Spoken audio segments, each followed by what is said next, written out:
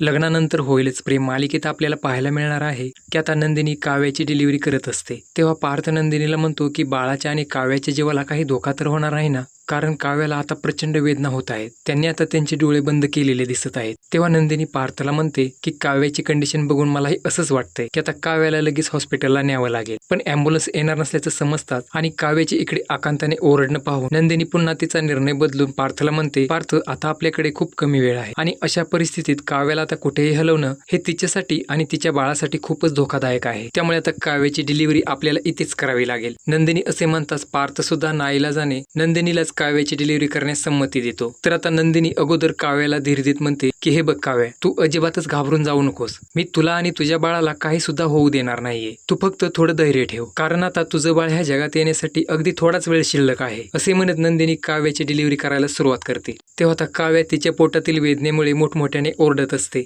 आणि त्यानंतर काही वेळाने अखेर तो क्षण येतो आणि काव्या गोडाशा गोंडस बाळाला जन्म देते। त्यानंतर बाळाच्या रडण्याचा आवाज ऐकून पार्थच्या चेहऱ्यावर मात्र प्रचंड आनंद दिसून येतो। नंतर नंदिनी बाळाला हातात घेऊन काव्या आणि पार्थकडे पाहत म्हणते, अभिनंदन, तुम्ही दोघे आता आईबाबा झाला आहात। हे ऐकताच काव्या आता थकलेल्या अवस्थेत सुद्धा बाळाकडे आनंदाने पाहते आणि तिच्या डोळ्यात आनंदाश्रूच येतात।